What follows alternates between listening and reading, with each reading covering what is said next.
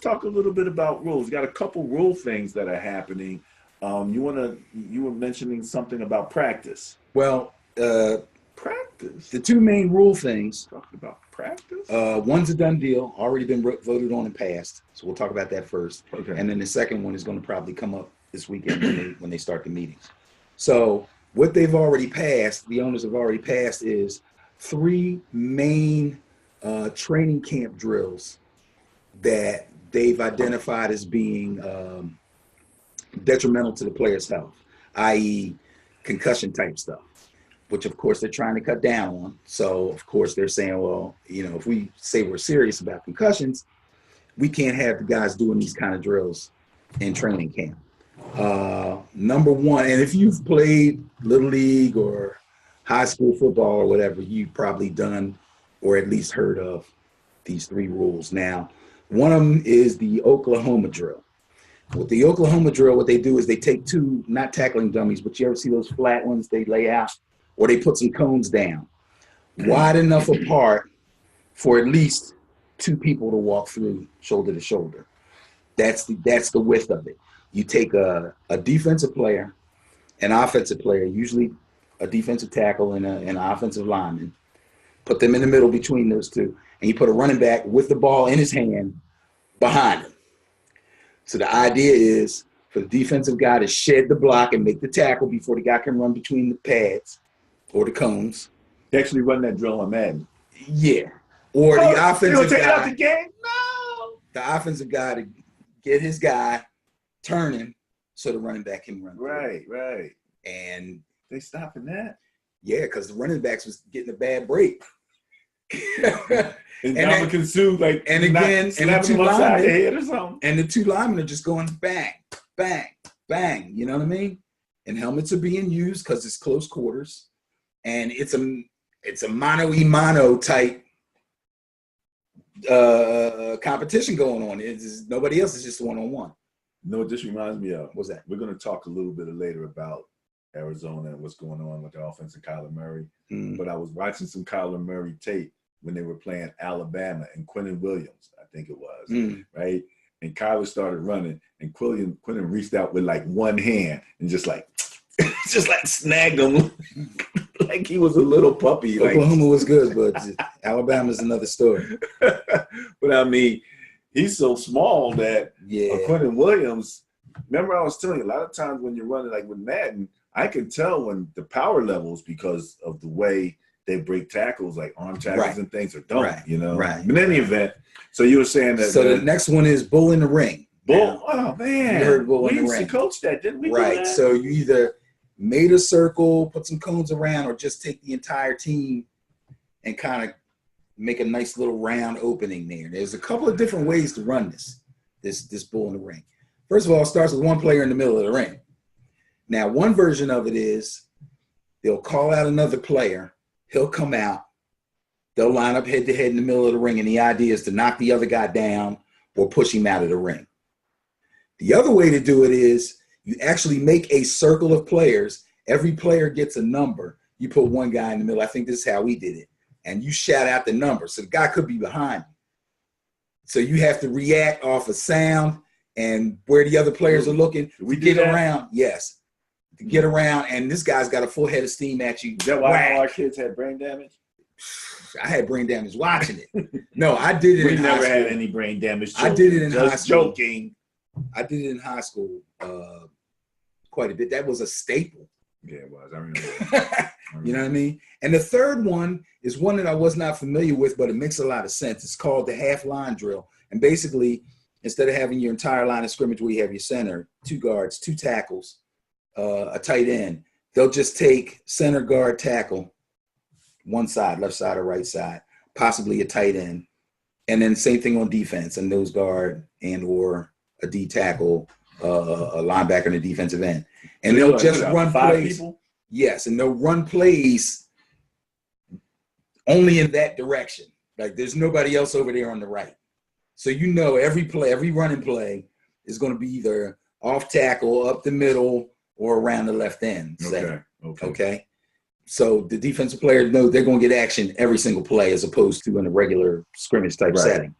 So again, A lot of head banging, a lot of big blow up tackles and all that stuff. So they want to get rid of that stuff. So the irony here, first and foremost, before we get into I think what I'm looking at is potential effects on the game of these things. If you take the drills out or on the game as they are. Now that they're going to be taking these drills out. Yes, they're done. They're out. How it's going to affect the game. But the first thing I wanted to say is I'm watching preseason here. Mm-hmm. Bosa, Reuben Foster. These guys haven't even gotten to anything as intense as any of these drills. And they're going down like they're hurt already. They're already hurt. I saw Foster went down last night, but I couldn't catch on the ticker what happened. He hurt his knee or something? Yeah. And the scary part about this, and I actually did a little bit of research. These non-contact drills, because ain't nobody hitting yet. That's what I'm saying. They're not even doing anything. You're talking about concussions. These guys aren't getting out of. This is almost like what's the name from the Cowboys when he went to the Saints? Dez. Dez. Yeah, it's a shame. It's like it's, he ran 20 yards and John didn't and ruined his Achilles. You know, they were talking to Reuben Foster. They said that they weren't sure how severe it is because apparently there is an artery that runs somewhere around the knee. Don't tell me that. And I think he got away. I think he's okay. But they were afraid that if you damage that artery, you might have to have an amputation. It's crazy. I never really know. You know, you think about a knee, you know. Obviously, this isn't something that can easily happen. Well, he wasn't, like you said, whatever little drills they were running, these were not the high intensity, high contact, high collision drills. And I understand that. And it happened. The non-contact drills, I hate to see them. I really do. Really? But when you're talking about damaging an artery from a knee injury, that's extremely rare. Might not be as rare as you think. That's because when I looked it up online, I mean, I've seen guys have to get reconstructive surgery. That means bone, ligament, everything that Joan has just blown up. Right, and you didn't have that problem.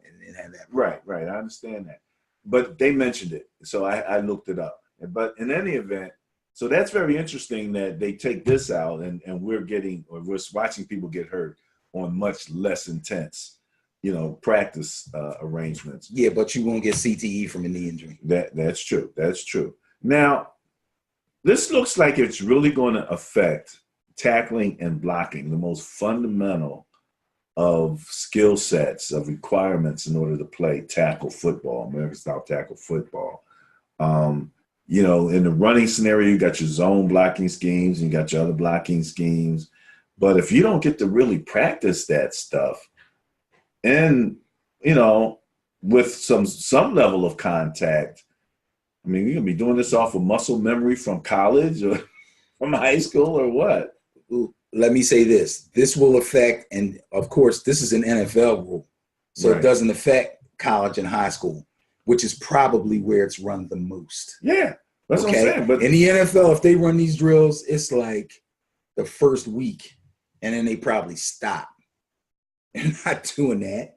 They have the Players Union or the Players Association has got rules put in to limit full contact drills and full contact practices in pads, where they only have to do it a couple of days a week. And then at a certain time, once camp is over and the season actually starts, they might not put pads on but once a week. You know what I mean? And even then, it's a walkthrough, or it's what they call a thud drill, where instead of making a tackle, you just bang into the guy. So, but as far as making or hurting the guys in their preparation for game time and making tackles and making hits and all, that's kind of lacking already. Yeah, it's really lacking. Tackling is at its all-time worst. They're going to make it worse. That's my question, dude. I appreciate a good, like if I'm watching the game, the guy runs for 2 yards, but the D guy makes like a good tackle, a form tackle, really. You know what I'm saying? Head to the side, wrap. I love that. I'm like, oh, good tackle, Everybody else is looking for the run, and he didn't get anywhere. And I'm like, good tackle. Like that's part of football. That's part of football, and you don't see it a lot. That's like almost like a one-hand catch. Everybody's making one-hand catches now, but everybody, you know what I mean? Not everybody's making nice, solid one-on-one tackles. There's another irony here. We talked about people getting hurt with much less activity. Listening to, again, I forget who it was, radio, whatever. You know, there was a heavyweight boxing match recently. Yeah, Philadelphia guy. He like knocked the. He beat. Well, he hit this guy, knocked him out like his whole face got moved to one side from the hit. Did you see the hit? Was that guy from Philly?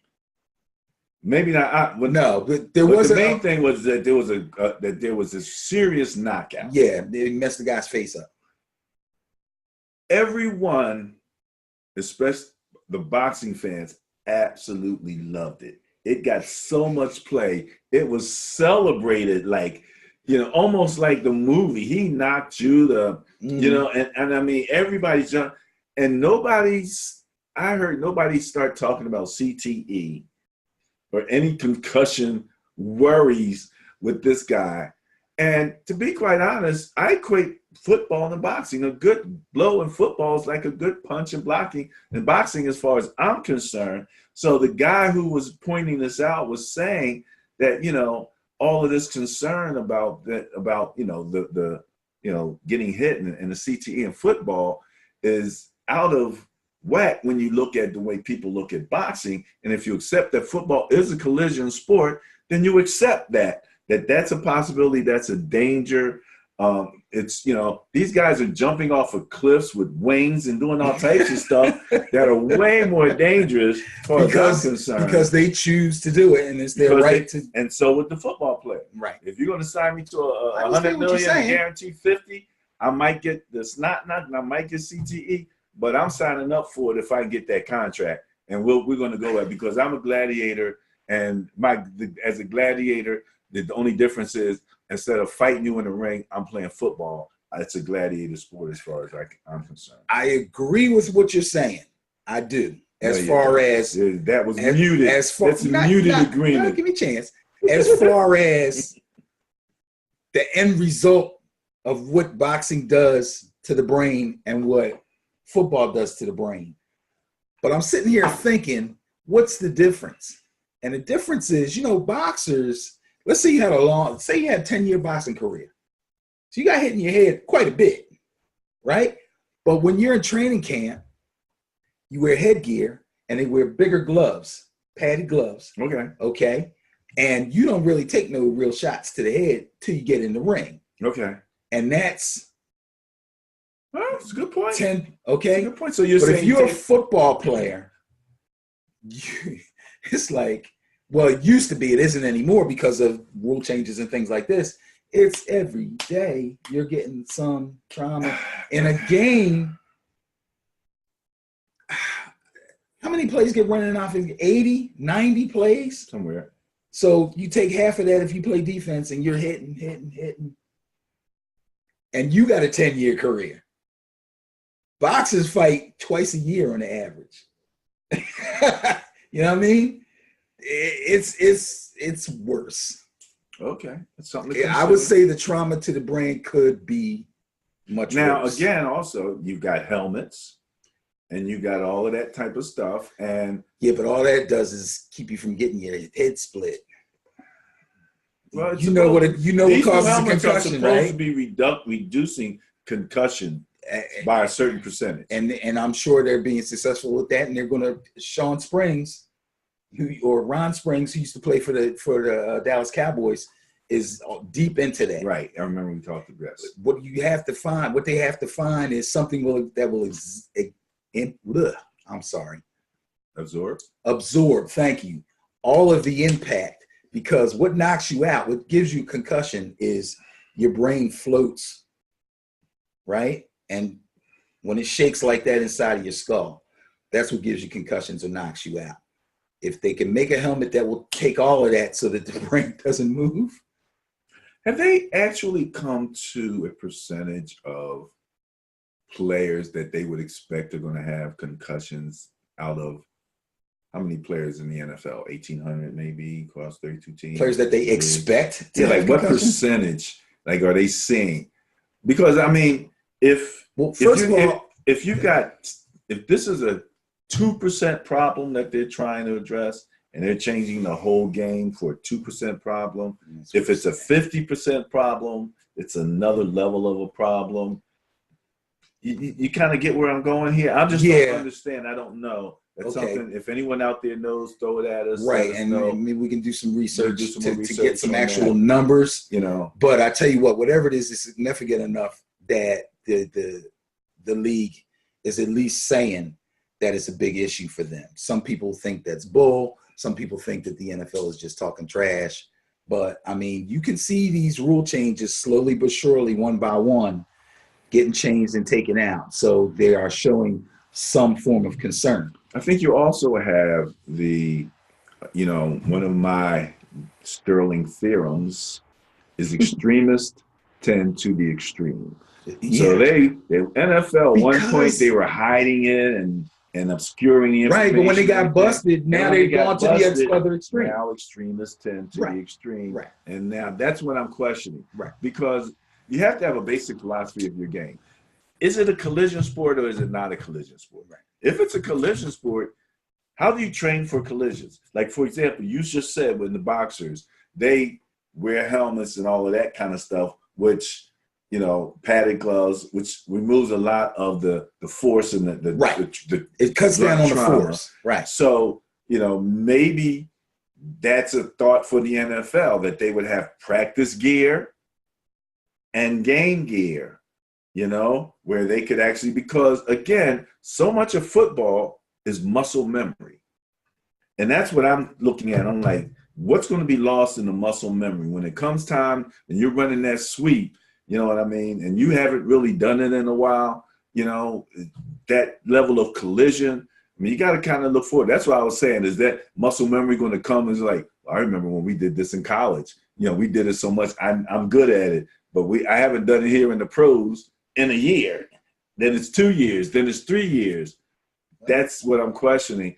We already talked about it moving too close to what being flag anyway. Yeah. So also there's a little difference between an open field tackle and the type of tackle you're going to sustain or have to do to replicate the Oklahoma drill. We're talking about up the middle, off tackle type stuff where you got the same thing the drill does in real life. Yeah. Quarterback hands you the ball and there's two linemen in front of you and you got to get through there. What are you trying to say though? I'm saying that it's two different things. Sustaining a concussion is one thing. Losing the drill, therefore losing your ability to go through what you have to go through to make a tackle or absorb a tackle, or that's something else. So these drills is actually affecting two things. And like we said when we started talking about this, tackling in the NFL is already poor. Yeah. Okay. The playbooks are so big and the coaches are so meticulous now that they don't have time for fundamentals. You play little league, high school, and college ball, mostly D1, D2 college ball. You're already supposed to know how to form tackle. You're already supposed to know how to backpedal. You're already supposed to know how to get in and out of breaks. Obviously, we know that everybody is not as good at it as they should be because we see it in the combine. But the bottom line is tackling is turning into a lost art. It's basically people throwing their bodies at each other. Sometimes you're put in a position where you have to make a form tackle. Muscle memory back to high school might save you. A lot of times you get beast moded. So what are you going to do? That's the conundrum. That's the conundrum. And